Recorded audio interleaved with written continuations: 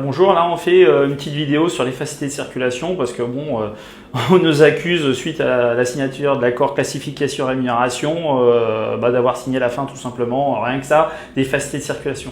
Déjà, première chose, après nous avoir expliqué que classification rémunération c'était la fin des notations. C'est tellement la fin des notations que suite aux dernières négociations salariales, il y a des positions supplémentaires. Bon, voilà, premier fake. Après, deuxième fake, ils nous ont expliqué que c'était la baisse des salaires. C'est tellement la baisse des salaires que les contractuels qui ont au moins 3 ans d'ancienneté, depuis le 1er juillet, ils ont tous eu des augmentations de salaire. Donc là, nouveau cheval de bataille, maintenant, c'est quoi? C'est la fin des facilités de circulation.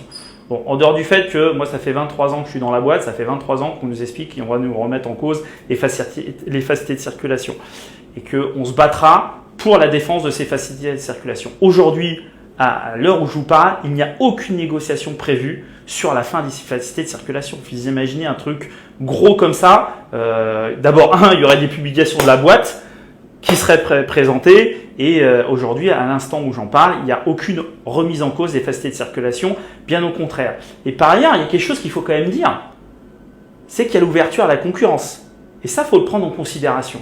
Qu'est-ce qui se passe avec l'ouverture à la concurrence? Aujourd'hui, tous les cheminots savent qu'il y a 150 collègues de PACA, de TER PACA, qui seront transférés à Transdev. Voilà.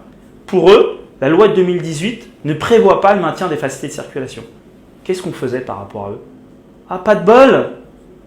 Pas de bol, tu te retrouves chez Transdev, tu n'as pas le droit aux facilités de circulation? C'était impossible. Quel syndicat peut penser ça?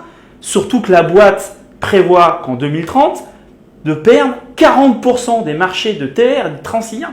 40%, c'est énorme. C'est-à-dire que quasiment la moitié des collègues de TER et de Transilien risquent de se retrouver dans les entreprises privées. Donc il fallait une réponse pour eux. Il fallait un maintien de ces facilités de circulation. Aujourd'hui, ça c'est obtenu. C'est-à-dire que les collègues qui seront à Transdev, les collègues qui seront dans d'autres boîtes auront le maintien de ces facilités de circulation. Et ça, il fallait trouver des solutions là-dessus. Et par ailleurs, pour les autres, ceux qui sont à voyage, ceux qui sont à TGV ou même ceux qui sont à réseau. Si vous imaginez bien, si demain, la SNCF perd 40% du marché TER et Transilien, on sera bien beau avec nos facilités de circulation qui ne marcheront pas sur une partie du réseau. Et grâce justement aux évolutions qu'il y a eu, nos facilités de circulation de cheminots marcheront, y compris à Transdev. Voilà. Donc ça, c'est des choses qui ont été obtenues, notamment grâce à classification rémunération. Donc on arrête le mytho là. Voilà, on arrête le mytho sur les notations, on arrête le mytho sur les baisses des salaires, qui est complètement illégal d'ailleurs de baisser les salaires.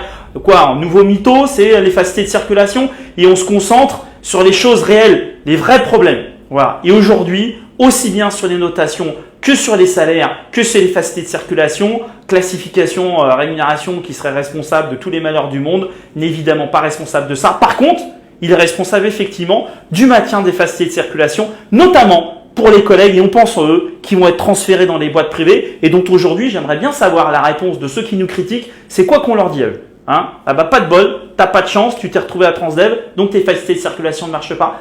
Si, grâce en partie à classification rémunération, leurs facilités de circulation, elles marcheront aussi bien à Transdev qu'à la SNCF, ça c'est plutôt quelque chose de positif.